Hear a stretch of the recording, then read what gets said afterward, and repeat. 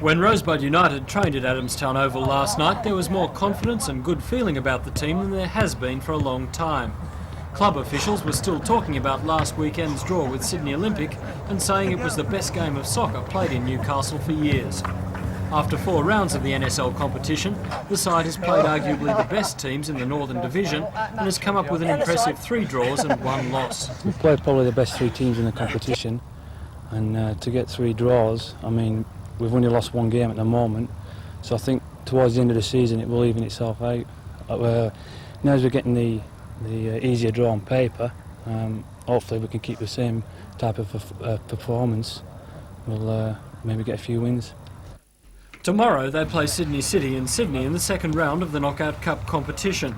If the side can turn confidence into points, then they should come home victorious. I think amongst the lads here, I think we feel we can beat them. We played them down at Wai and really we should have come off winners there.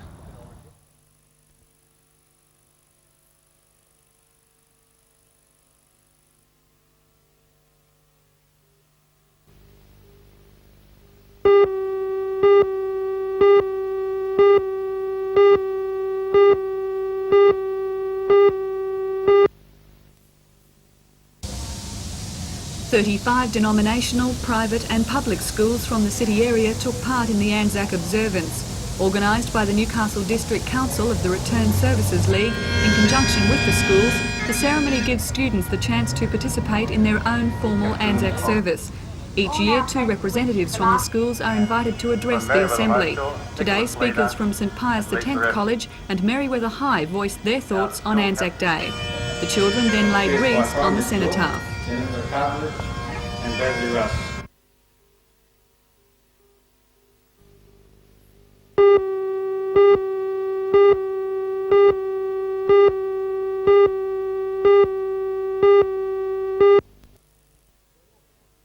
Base. The Water Board's President, Alan McLaughlin, announced the projected expenditure for the next financial year this afternoon. The figure of $40 million is an increase of nearly 20% on actual expenditure this year. This comes despite a significant decrease in developer contribution, and 2 of the board's major projects account for much of the projected figure. The Burwood Beach wastewater treatment plant and the water treatment plant at Dungog take up just over half the total expenditure. Both will be in peak development this financial year. This year we will have the major impact of the 2 big jobs that we have on.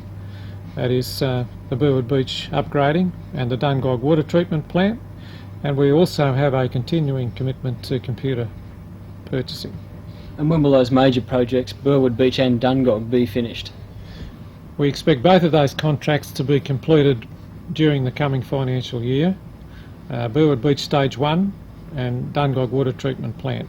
The board has allocated $8.4 million for water supply programs, including the extension and replacement of water mains, work on reservoirs and tanks, and an investigation of possible enlargement of the Grahamstown storage area. Apart from the Burwood Beach contract, more than $6 million will be spent on wastewater projects, including replacement of sewer mains, wastewater pumping stations and treatment plants.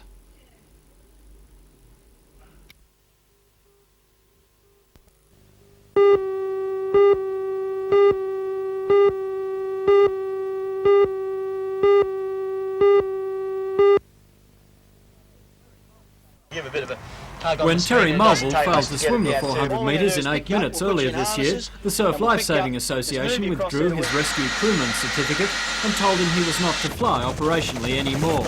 It was harsh treatment for a man who had given 10 years voluntary service to the rescue helicopter. Terry believes it was victimisation. Well, I most certainly think that I've been singled out for some special treatment. I most certainly have upset some people at national level, and as my colleague Peter McCormack in Sydney received similar treatment, then yes, I think we've been victimised. During his years, Terry Mulville had flown more than 2,000 hours on over 600 rescue or other mercy missions. He has been an active member of Mobbie's Surf Lifesaving Club for 13 years, holding just about every qualification in the book. He announced his retirement from the rescue helicopter service 6 weeks ago, but he's particularly unhappy that he had to go out on this note. I'm not very happy with it, Matthew. I put 10 solid years into the helicopter rescue service. I was quite happy to resign and move away from the service, but I'm not really happy that this has happened, and it's prevented me from putting a little bit of my expertise back into the service if and when required. When I contacted the president of the Newcastle Surf Life Saving Association, Royce Jackson, he said that any comment on this matter would have to come from the National Council. He said that while he would comment on most issues to do with life saving in Newcastle, this matter is too serious.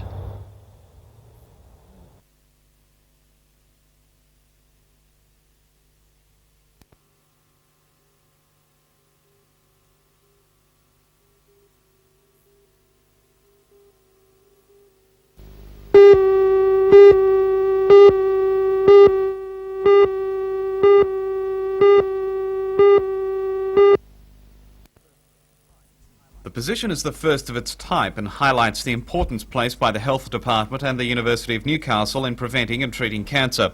Speaking at a meeting of leading businessmen in Newcastle today, Dean of the Faculty of Medicine at Newcastle University, Professor John Hamilton, says the position will greatly assist the region's cancer program. 10 days ago, the University Council approved formally a chair to be established for surgical oncology. That is, for a professor of surgery specialising in the treatment of cancer. That professor would be based at the Mater Hospital, would have a major leadership role in developing the oncology program there and hopefully for the rest of the region. And that funding has come partly from the university, partly from the bequest of the late Mrs. Wandsey. Funding will also be provided for a research fellow who'll assist the specialist. Meantime, Professor Hamilton says the continuing rationalisation of health services in the Hunter, including oncological services, will increase the region's independence and strengthen commitment as a regional health centre. We're very pleased with that. There's a lot of progress in terms of rationalising health services in the region, and the oncology program is one of those. Now, it's not just treatment of cancer. There's promise from the New South Wales Cancer Council of continuing cooperation, and we hope, they still have to agree, we hope that they would help us to build up a health education program. They've already been extremely helpful in providing funds for assisting in this chair of surgical oncology too. We will look forward to developing a strong research program, and some of that will be to do with identifying those things that can be altered in people's life or diet to prevent them getting cancer.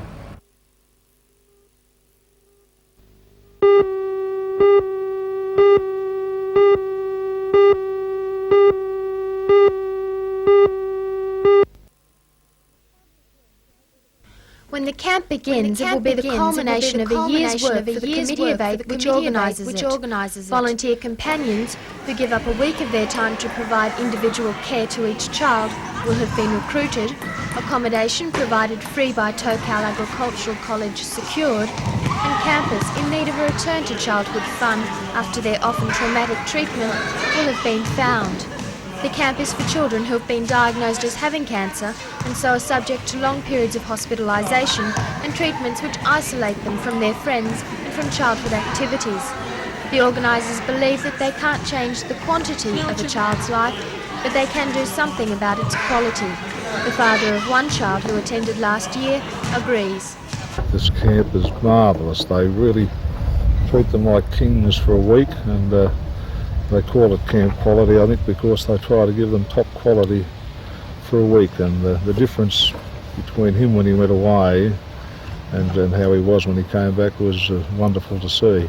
Matthew, who was diagnosed in 1982 as having a brain tumour and who has since had various operations and treatments, obviously enjoyed camp quality last year. I enjoyed meeting other people, and I went horse riding and abseiling. And we also visited an ice cream factory, and we were allowed to have as much ice cream as we wanted, and I enjoyed that too. Despite such enthusiastic feedback, organiser Meredith Wall says that convincing parents to allow their children to attend is often their hardest task. However, the special needs of the children are recognised and medical care is provided throughout the week. So we have a medical team headed by Sister Judy Caldwell from the Mater Hospital, and they administer any medication or anything like that. What need does camp quality fulfil for the children that attend the camp? It gives them an opportunity to be children again after bouts of hospitalisation. They are in a group that have all been through the same experiences. They understand and they care about each other. They're very supportive.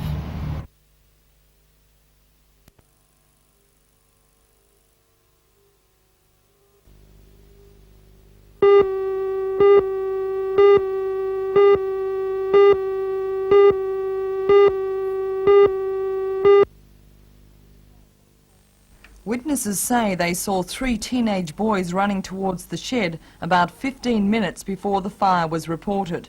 Firemen from 4 stations attended the blaze and Alex Street was closed for more than an hour until the fire was put out.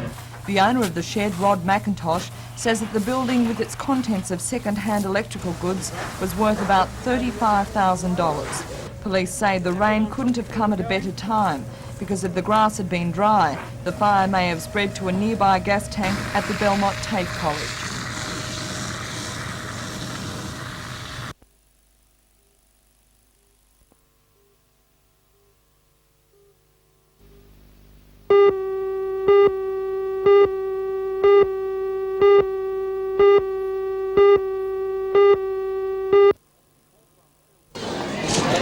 Farm field days at the Tocal Agricultural College have proved successful in previous years despite some poor weather conditions. This year, organisers are hoping for fine weather and a large crowd over the 2 days, May 23 and 24. Already, many of the displays are being put together with several test plots under cultivation. Pasture seed species are of particular interest to many farmers in the region. District agronomist with the Department of Agriculture at Maitland, Neil Griffiths, says these species have been developed to help farmers cope with changing conditions. There's a range of things here, some recommended for this area, some that people will be interested in, and so we can just, rather than just talking about them and not being able to show people what phalaris looks like or what soteria looks like, we'll have them here on the day. We can talk about them, how to grow them, where their place is in the different situations.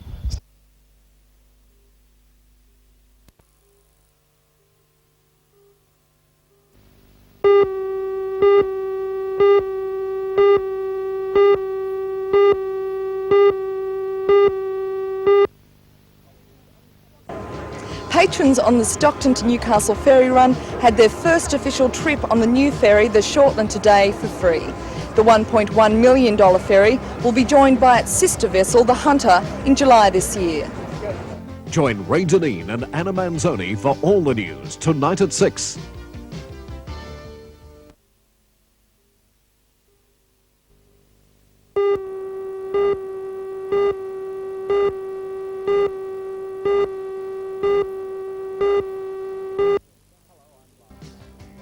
Hello, I'm Mark Warren. Several thousand people have flocked to Broadmeadow Racecourse today for the second day in the Newmarket Carnival. The feature event today was the $50,000 Newmarket Handicap. Join Ray Deneen and Anna Manzoni for all the news tonight at 6.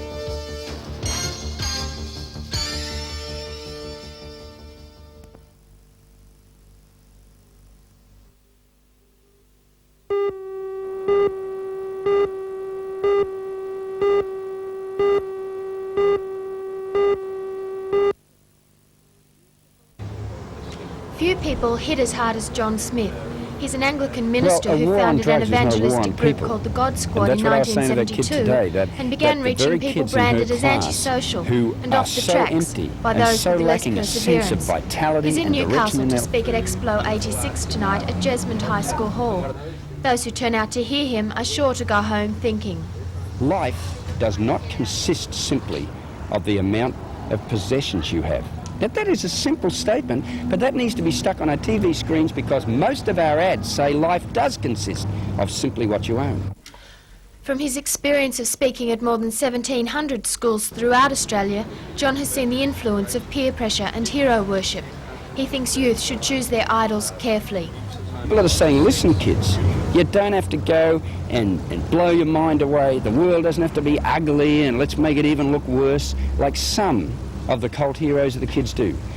I'm saying to them, listen, you ought to find better heroes and better direction and get peer group pressure going in the direction of what's right. What can you say about an individual taking responsibility for themselves?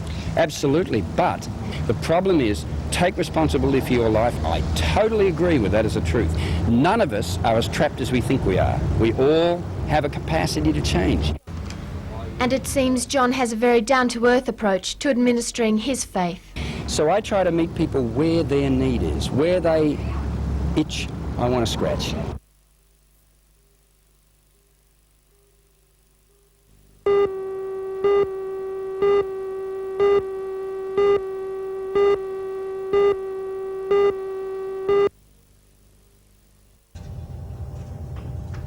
More than 20 of the best weightlifters from all country areas in Australia were at the West Leagues Club today for the championships. Of the 10 divisions contested, Newcastle had a representative in 9.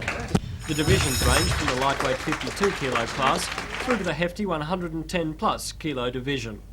Many personal bests were recorded today, and the competition is going forward in leaps and bounds since it began 3 years ago. The highlight today, though, was the national record set by Newcastle's tiny mighty Greg Hayman. Hayman says he's delighted with his performance, which took the Australian record in the 52 kilo class to 128 kilograms. His goal now is to break the Commonwealth record, which stands at 4.5 kilos more. Down.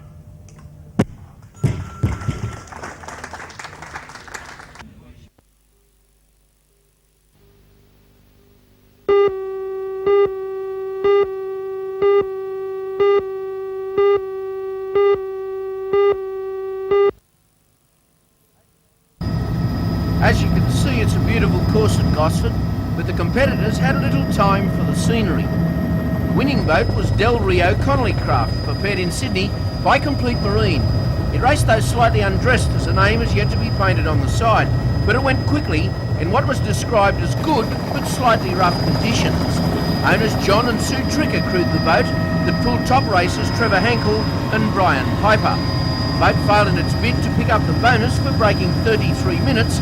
It took 35.25 to cover the 65 Ks. Second home in the open class was Team 1, with Gary London Jr. and John Wasson in tow. And as you can see, it has a power unit that makes it a formidable racer. The first Newcastle boat home placed third. It was Conquistador with Steve Cotton and John Farragut.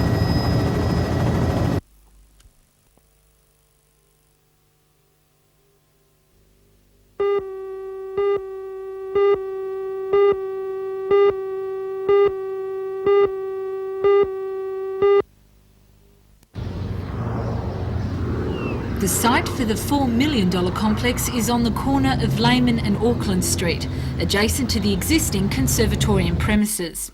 The concert hall will seat an audience of 500, allowing 120 musicians to perform on the stage. The complex will be 3 levels and will include practice rooms and studios. As well as filling the need for a concert hall, the new development will contribute to the city's architectural landmarks, as Principal Michael Dudman explains. Well, it won't be enormous, but I think it'll be quite distinctive, and people will certainly come to recognise it and to point it out. It has a seating capacity of about 500. And who will be using it? Will it just be for con activities? No, essentially for conservatorium classes and activities and concerts to begin with, but certainly we regard it very much also as a community facility. So other groups, hopefully, for example, Musica Viva and the ABC and others too, will be very welcome there. It's on this site that construction of the multi-million-dollar concert hall will begin in August. It's hoped that the doors will be opened at the beginning of 1988, a bicentennial project which will become a landmark in Newcastle.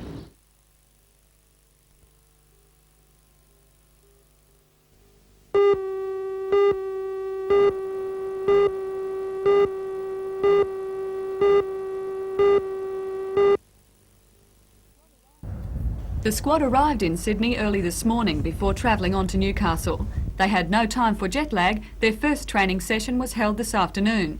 The Italian national side boasts 6 players from their 81 tour of Australia, plus a host of younger players keen to experience rugby union in this country. The team is ranked about 10th in the world.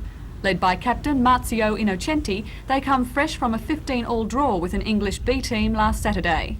The Italians are in Australia as the guests of the Queensland Rugby Union and will play only 1 match in New South Wales, in Newcastle this Sunday against the New South Wales country team.